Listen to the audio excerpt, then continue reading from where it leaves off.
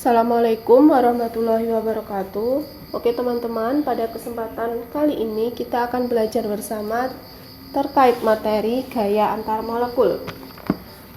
Nah, seperti yang kita tahu, molekul itu kan berinteraksi satu dengan yang lain dengan gaya tarik yang disebut sebagai gaya antar molekul.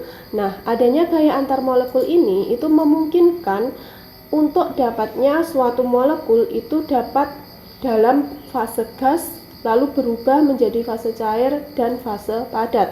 Nah, tanpa adanya gaya antar molekul, maka tidak mungkin molekul yang berwujud gas itu diubah menjadi cairan atau padatan. Nah, secara umum interaksi antar atau gaya antar molekul itu ada 3 macam, yaitu gaya antar molekul nonpolar dengan molekul nonpolar, gaya antar molekul polar dengan molekul nonpolar, dan gaya antara molekul polar dengan polar. Nah, sebelum kita membahas lebih jauh terkait gaya antar molekul, kita akan membahas dulu terkait representasi molekul dan vibrasi molekul. Nah, seperti yang kita tahu bahwa molekul itu tersusun atas atom-atom, di mana atom-atom itu memiliki proton yang bermuatan positif dan memiliki elektron yang bermuatan negatif. Nah, adanya proton-proton dalam atom-atom penyusun suatu molekul itu akan menghasilkan suatu pusat muatan positif. Sedangkan adanya elektron dalam suatu atom penyusun molekul itu akan menghasilkan pusat muatan negatif. Nah, seperti yang teman-teman lihat di sini untuk representasi submikroskopik di sini saya gambarkan untuk molekul nonpolar. Di sini pusat muatan positif dengan pusat muatan negatif itu saling berhimpit, sehingga di sini digambarkan dengan suatu lingkaran bulat seperti ini ya, lingkaran sempurna. Sedangkan untuk representasi molekul polar di sini saya representasikan dengan bentuk elipsoid, di mana pusat muatan positif dengan pusat muatan negatif itu letaknya berpisah. Jadi harus teman-teman bedakan dulu representasi molekul nonpolar, dia muatan positif dan negatifnya di sini berhimpit, berbentuk lingkaran penuh atau lingkaran sempurna. Sedangkan representasi molekul nonpolar, dia pusat muatan positif dan negatifnya dia terpisah dan bentuknya adalah elip ya. Nah, di sini kita membahas terkait vibrasi ulur. Ada vibrasi ulur simetrik dan vibrasi ulur asimetrik. Nah, di sini kita ambil contoh molekulnya adalah CO2 ya. Nah, di mana kita ketahui bahwa CO2 itu adalah molekul nonpolar, di mana momen dipolnya itu sebesar 0. Nah, momen dipol sebesar 0 ini kita dapatkan dari penjumlahan 2 vektor dari momen ikatannya. Jadi kalau kita lihat di sini atom karbon itu kan lebih elektropositif, sedangkan atom O lebih elektronegatif. Jadi arah momen ikatannya itu adalah dari C ke O, ini juga sama dari C ke O, sehingga penjumlahan momen ikatannya itu adalah saling berlawanan dengan besarnya sama besar, sehingga momen dipolnya sama dengan 0, sehingga CO2 itu bersifat nonpolar. Nah, untuk vibrasi ulur simetrik pada molekul CO2 ini akan menyebabkan 2 ikatan CO itu akan memanjang sama panjang. Jadi di sini kan ada ikatan CO, di sini juga ada ikatan CO. Jadi kedua ikatan ini akan memanjang sama panjang dan akan memendek sama pendek.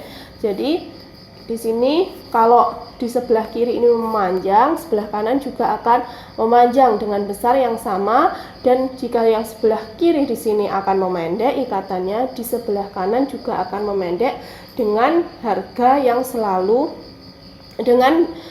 besaran yang selalu sama, sehingga meskipun ikatannya ini berubah panjang dan berubah menjadi pendek, tetapi besar sudutnya itu akan tetap sama, yaitu sebesar 180 derajat. Nah, sehingga dua momen ikatan yang ada itu harganya akan tetap sama, sehingga jumlah vektor dua momen ikatan tersebut itu akan menghasilkan momen dipol itu selalu sama dengan 0, karena ketika yang kanan memanjang, yang kiri juga akan memanjang dengan harga yang sama besar. Jadi meskipun panjang ikatannya itu berubah-ubah, tetapi antara yang kanan dan yang kiri itu perubahan harganya itu adalah sama. Nah, sedangkan untuk vibrasi ulur asimetrik sendiri itu akan menyebabkan dua ikatan CO ini berbeda panjang. Jadi di sini kita misalkan yang sebelah kanan memanjang sebesar misal 5 ya, 5. Sedangkan yang kiri itu dia memanjang sebesar 3. Nah, kalau kita lihat yang awalnya momen dipolnya adalah berupa sama dengan 0, maka kalau dia terjadi vibrasi ulur asimetrik seperti ini, jika kedua vektor ini dijumlah, maka akan menghasilkan momen dipol lebih besar dari 0 ya. Jadi ini 5, ini dikurangi 3 kan 2, berarti lebih besar dari 0. Nah, dari sini kita simpulkan bahwa vibrasi ulur asimetrik ini akan merubah momen ikatan, sehingga harga momen dipolnya akan berubah juga menjadi lebih besar dari 0. Nah, selanjutnya adalah vibrasi tekuk. Nah, vibrasi tekuk ini tadi kita sudah bahas tadi bahwa akan menyebabkan terjadinya perubahan sudut ikatan. Nah, di sini vibrasi tekuk di sini kita tahu bahwa molekul CO2 di sini dia bentuknya adalah linier ya, bentuk molekulnya, di mana sudutnya adalah 180 derajat. Tetapi ketika molekul CO2 ini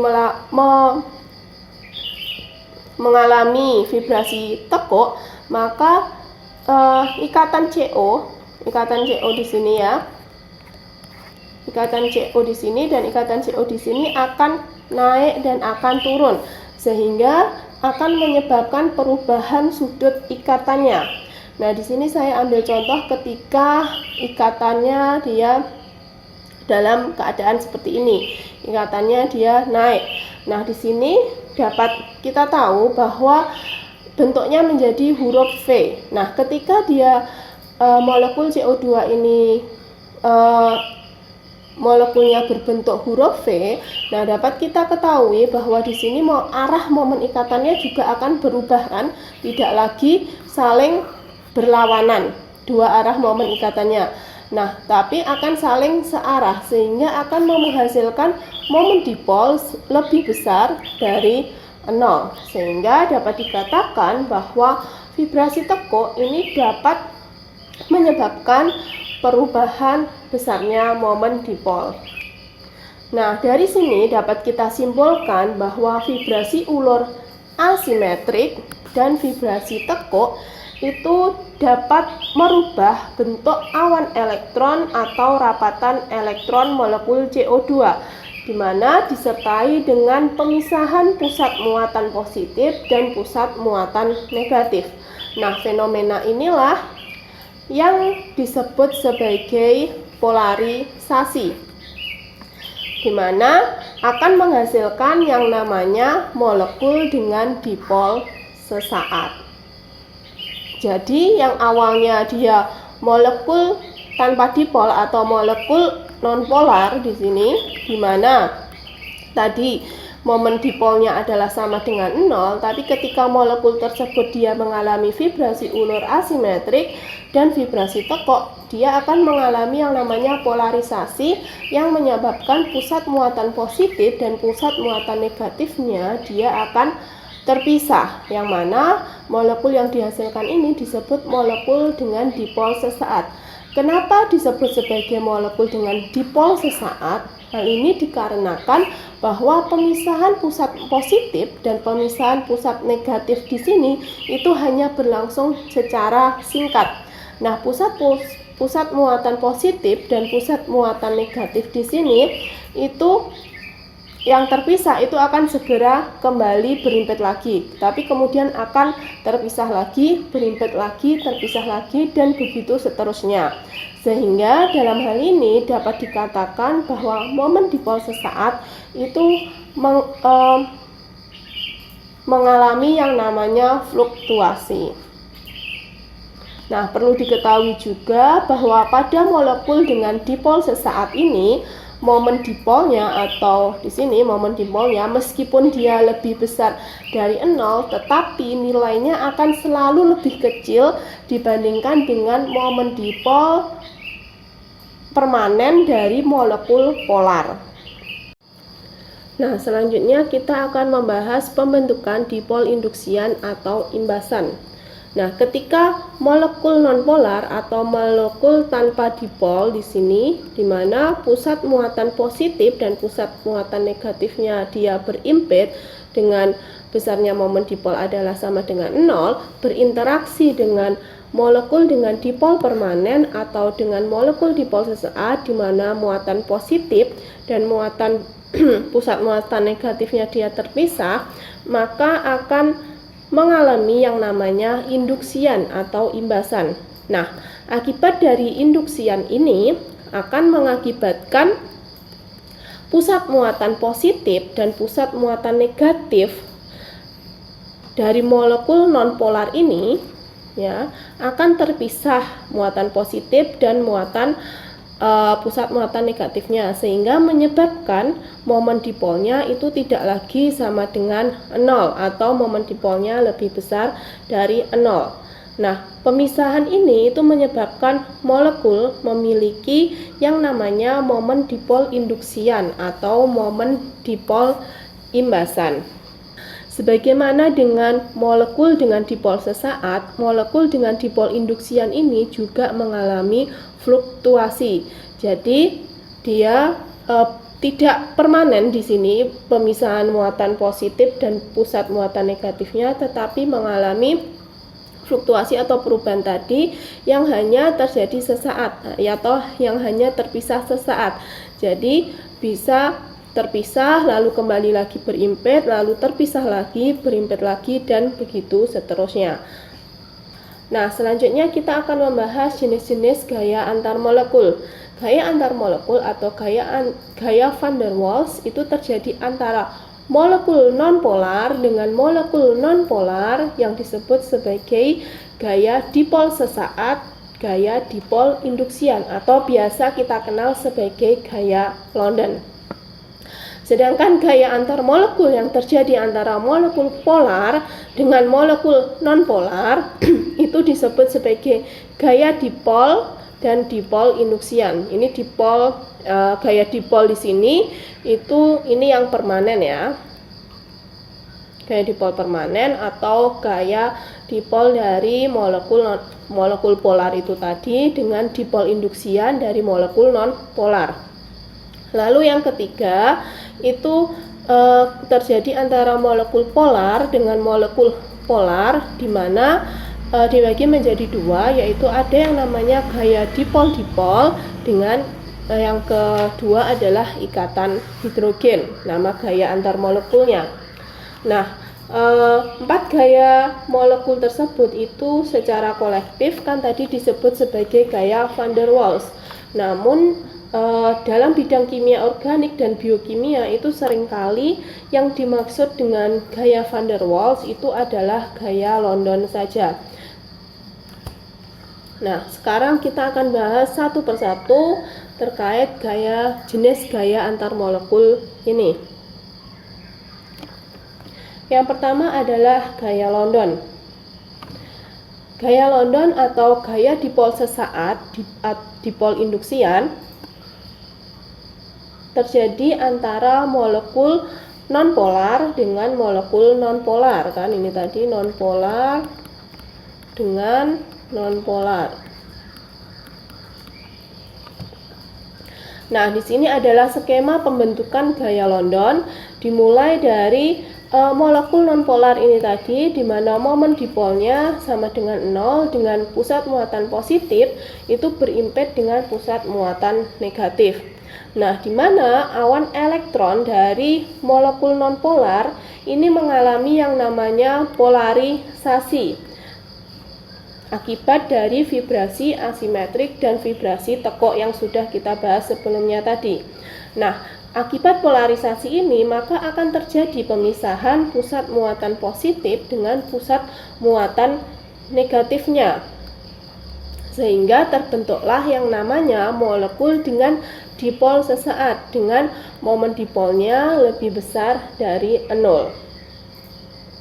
Nah, selanjutnya molekul dengan dipol sesaat ini itu akan mengimbas atau menginduksi molekul nonpolar lainnya yang ada di sekitarnya, ya, sehingga akan menghasilkan molekul dengan dipol induksian. Nah, jadi kan ini tadi yang molekul nonpolar yang pusat muatan positif dengan negatifnya dia berimpit, karena dia diimbas oleh molekul dengan dipol sesaat mengakibatkan pusat muatan positif dan negatifnya ini tadi kan terpisah, sehingga terbentuklah yang namanya momen dipol induksian karena terjadi atau dihasilkan oleh proses induksi atau imbasan ini tadi. Nah, ketika sudah terbentuk yang namanya molekul dengan dipol induksian dan molekul dengan dipol sesaat, maka kedua molekul ini akan mengadakan gaya tarik atau interaksi, di mana interaksi inilah yang disebut sebagai gaya London atau gaya dipol sesaat dan gaya dipol sesaat dipol induksian, karena terjadi pada molekul dengan dipol sesaat dan molekul dengan dipol induksian. Nah, gaya London ini itu dapat terjadi antara molekul-molekul yang sama. Di sini contohnya kita ambil untuk molekul-molekul yang sama adalah gaya London yang terjadi antara molekul CCl4 di dalam cairan CCl4, atau juga bisa terjadi antara dua molekul yang berbeda, misalnya CCl4 dan CS2. Nah, di mana CCl4 dan CS2 itu merupakan molekul non-polar, sehingga ketika keduanya itu berinteraksi maka akan terbentuk yang namanya gaya London. Gaya antar molekul yang kedua adalah gaya dipol induksian, di mana gaya dipol induksian ini terjadi antara molekul polar dengan molekul non-polar. Nah, proses terbentuknya gaya tersebut adalah sebagai berikut, di mana molekul polar dia berinteraksi dengan molekul non-polar. Nah, ketika molekul polar berinteraksi dengan molekul non-polar, maka akan terjadi yang namanya induksi atau imbasan. Nah, di mana molekul polar yang pusat muatan positifnya dengan pusat muatan negatifnya dia terpisah, dia mengimbas molekul nonpolar yang mana muatan positif dengan pusat muatan negatifnya dia berimpit, yang mengakibatkan pusat muatan positif dan pusat muatan negatif dari molekul nonpolar ini dia terpisah, sehingga terbentuklah yang namanya molekul dengan dipol induksian. Nah, karena terbentuk dengan dipol induksian, karena adanya molekul dengan dipol induksian inilah, maka akan terjadi gaya tarik antara molekul dengan dipol induksian dengan molekul polar dengan dipol permanen. Nah, dari sinilah dari kedua gaya tarik inilah terjadi yang namanya gaya antar molekul, yaitu gaya dipol induksian. Nah, contoh molekul yang mengalami gaya dipol induksian ini terjadi antara diklorometana atau CH2Cl2 dengan tetrakarbon atau CCl4. Bisa juga terjadi antara diklorometana CH2Cl2 dan iodium atau I2. Bisa juga terjadi antara kloroform atau CHCl3 dan karbon disulfida atau CS2. Nah, gaya tarik antara kedua molekul ini dia menghasilkan gaya antar molekul, yaitu gaya dipol-dipol induksian. Lalu gaya antar molekul selanjutnya adalah gaya dipol-dipol. Nah, gaya dipol-dipol ini terjadi antara molekul polar dengan molekul polar. Jadi sama-sama polar ya. Nah, gaya dipol-dipol ini itu terjadi di dalam cairan maupun di dalam padatan senyawa polar murni. Nah, sebagai contohnya adalah di dalam cairan dan padatan diklorometana CH2Cl2 yang terdapat banyak sekali molekul diklorometana. Jadi di dalam cairan diklorometana ini terjadi gaya antar molekul atau gaya dipol-dipol antara diklorometana dengan diklorometana lainnya. Nah, selain itu contoh lainnya juga bisa terjadi pada campuran antara diklorometana CH2Cl2 dan kloroform atau CHCl3. Di dalam campuran ini itu terdapat banyak molekul diklorometana dan molekul kloroform, di mana di antara kedua molekul tersebut terjadi gaya dipol-dipol. Nah, kita tahu tadi kalau gaya dipol-dipol itu dapat terjadi pada cairan dan padatan senyawa polar murni, tetapi susunannya itu sedikit berbeda ya. Nah, dalam fase cair kita tahu bahwa molekul-molekul polar itu tersusun secara acak. Nah, molekul-molekul polar itu akan membentuk susunan di mana pusat muatan positif suatu molekul polar itu berdekatan dengan pusat muatan negatif dari molekul polar lainnya. Begitupun sebaliknya, pusat muatan negatif suatu molekul polar akan berdekatan dengan pusat muatan positif dari molekul polar lainnya. Nah, dari sinilah dia terjadi gaya tarik antara molekul-molekul yang merupakan gaya dipol-dipol. Tetapi pusat muatan negatif suatu molekul akan saling tolak-menolak dengan pusat muatan negatif dari molekul lainnya. Jadi yang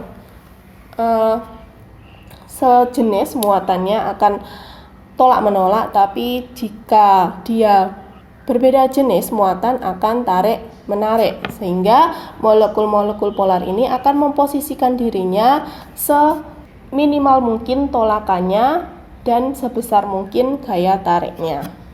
Nah, sedangkan pada fase padat itu molekul-molekul polar itu tersusun secara teratur dan berulang.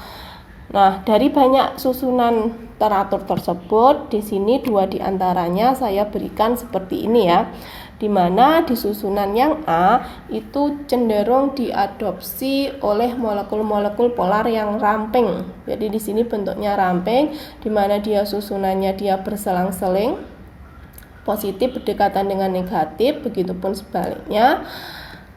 Kalau yang B di sini dia diadopsi oleh molekul-molekul polar yang dia sedikit gemuk ya. Bisa dilihat di sini perbedaannya, di sini elips agak ramping sedangkan di sini agak gemuk. Kalau molekul-molekulnya bentuknya sedikit agak gemuk, maka molekul-molekul polarnya sedikit agak gemuk, maka susunannya akan seperti ini. Positif berdekatan dengan negatif, tapi dengan arah yang horizontal. Kalau ini kan vertikal, seperti itu. Perlu diketahui juga pada molekul heterodiatomik, yaitu molekul yang terdiri dari dua atom yang berbeda, seperti contohnya adalah HCl, HBr, HI. Kepolaran molekulnya itu tergantung pada perbedaan keelektronegatifan dari dua atom yang berikatan. Jadi kalau kita hitung perbedaan keelektronegatifan ya, perbedaan keelektronegatifan dari HCl dibandingkan dengan HBr dibandingkan dengan HI. Kita hitung dengan skala Pauling seperti pada saat kita menghitung perbedaan keelektronegatifan pada bab ikatan kovalen kemarin, maka akan didapatkan besarnya kepolaran dari HCl, HBr, dan HI. Jadi perbedaan keelektronegatifan ini juga menggambarkan besarnya kepolaran, di mana kepolaran HCl itu yang paling besar dibandingkan dengan HBr dan HI. Nah, karena kepolaran HCl itu lebih besar daripada HBr dan lebih besar daripada HI, maka dapat dikatakan bahwa kekuatan gaya dipol dari HCl adalah lebih besar daripada HBr dan lebih besar daripada HI. Nah, di sini dapat dikatakan seperti itu karena semakin polar suatu molekul, maka gaya dipol-dipolnya akan semakin kuat. Selanjutnya kita akan membahas ikatan hidrogen. Nah, ikatan hidrogen sendiri terjadi antara molekul polar dengan molekul polar juga ya. Nah, bedanya dengan gaya dipol-dipol itu tadi bagaimana? Kita bahas karakteristik dari ikatan hidrogen ini. Nah, ikatan hidrogen sendiri merupakan gaya antar molekul yang paling kuat dibandingkan dengan gaya antar molekul lainnya. Yang sebelumnya tadi seperti gaya dipol-dipol, gaya dipol induksian, atau gaya London. Tetapi meskipun ikatan hidrogen ini merupakan gaya antar molekul yang paling kuat, tetapi jika dibandingkan dengan ikatan ionik ataupun ikatan kovalen, itu dia jauh lebih lemah. Nah, karakteristik atau ciri utama dari ikatan hidrogen itu adalah ikatan yang terjadi antara atom hidrogen pada suatu molekul dengan atom lain yang mempunyai keelektronegatifan tinggi. Biasanya adalah atom N, atom O, dan atom F. Jadi di sini ada suatu molekul, misal, lalu di sini ada molekul lainnya yang berbeda jenis, di mana X ini bisa F, bisa atom O, bisa atom N. Nah, ikatan atom H dengan atom lainnya atau atom F, O, dan N dari molekul lainnya inilah yang dikatakan sebagai ikatan hidrogen. Nah, dibandingkan panjang ikatan hidrogen itu jauh lebih panjang daripada panjang ikatan kovalen. Nah, di sini contoh beberapa ikatan hidrogen. Di sini ikatan hidrogen pada air. Nah, kalau dapat kita lihat di sini adalah satu molekul air. Di sini dia dapat membentuk 4 ikatan hidrogen dengan atom air lainnya. Jadi di sini atom H dapat mengikat atom O dari molekul air lainnya. Di sini atom H yang kedua dapat mengikat atom O dari molekul air lainnya, sedangkan atom O di sini kalau teman-teman ingat, di sini kan masih ada atom O mempunyai 2 PeP ya. Sehingga di sini dia dapat mengikat 2 atom H dari molekul lainnya. Jadi satu molekul air itu dapat mempunyai 4 ikatan hidrogen dengan atom lainnya. Nah, sedangkan di sini kalau dia bentuknya S, di sini ikatan hidrogennya juga sama, satu molekul air dia dapat mengikat 4 ikatan hidrogen dengan molekul air lainnya. Nah, di sini contoh lain dari ikatan hidrogen pada padatan HF. Jadi di sini atom H, yang putih ini atom H, yang kuning ini atom F. Jadi kalau untuk HF ini dia hanya bisa membentuk satu ikatan hidrogen. Satu molekul HF hanya bisa membentuk satu ikatan hidrogen. Sedangkan untuk di sini etanol. Untuk etanol di sini 1 molekul etanol di sini dia hanya bisa membentuk 2 ikatan hidrogen dengan molekul etanol lainnya. Oke, sekarang kita akan membahas pengaruh gaya antar molekul terhadap sifat fisika dari zat. Yaitu pengaruh yang pertama adalah terkait titik didih cairan. Semakin kuat gaya antar molekul yang terjadi pada suatu molekul, maka titik didihnya akan semakin tinggi. Kita bandingkan antara titik didih antara H2O, H2SE, dan H2TE.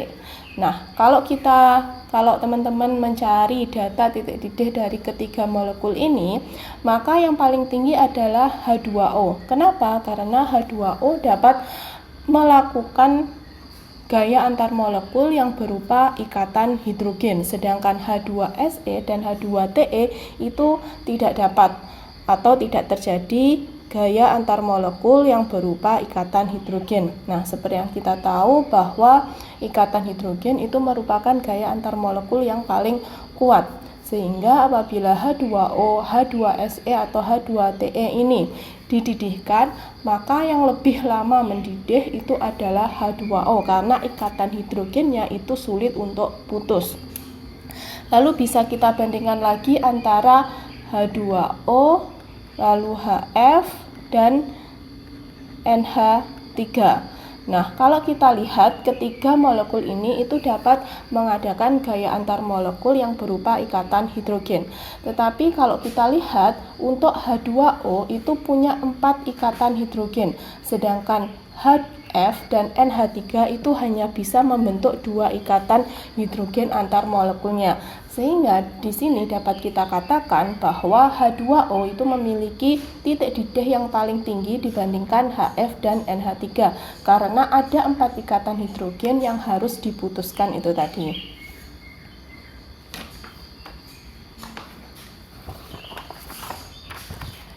Pengaruh yang kedua terkait gaya antar molekul adalah bentuk tetesan cairan. Nah, seperti yang kita tahu, tetesan cairan itu selalu berbentuk bola.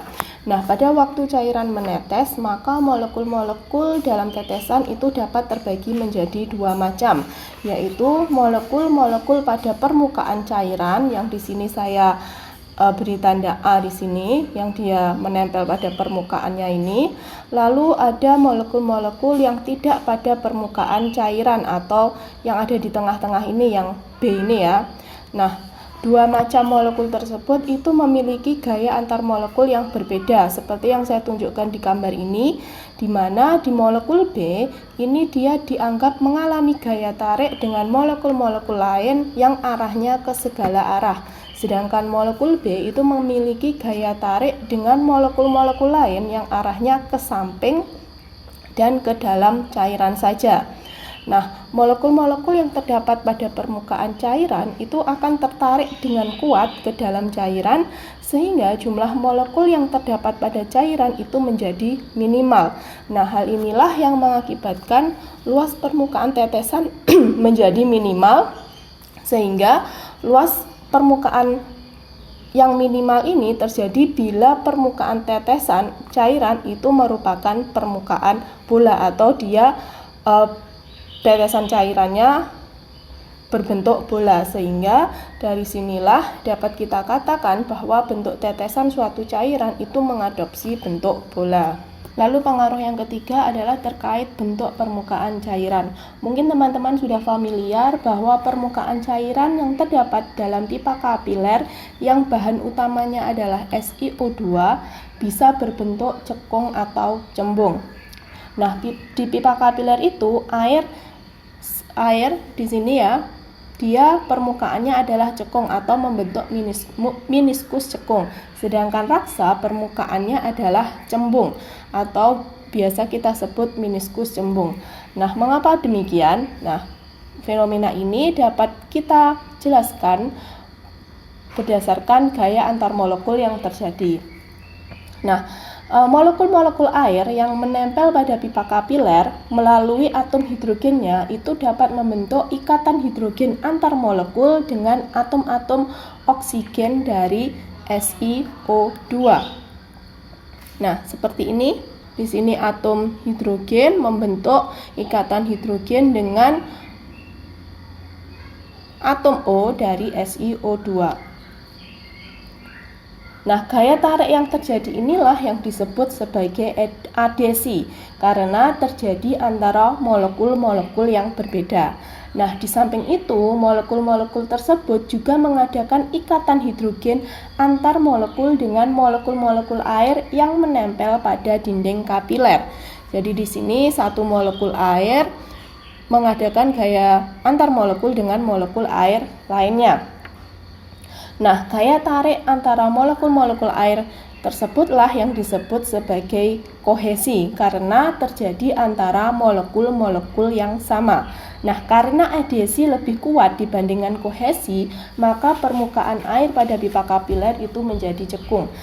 Sehingga dapat kita lihat di sini bahwa permukaan air dalam pipa kapiler ini bentuknya adalah cekung. Nah, pada cairan raksa, atom-atom raksa yang dekat dengan pipa kapiler itu mengadakan gaya tarik dengan SiO2 dari pipa kapiler.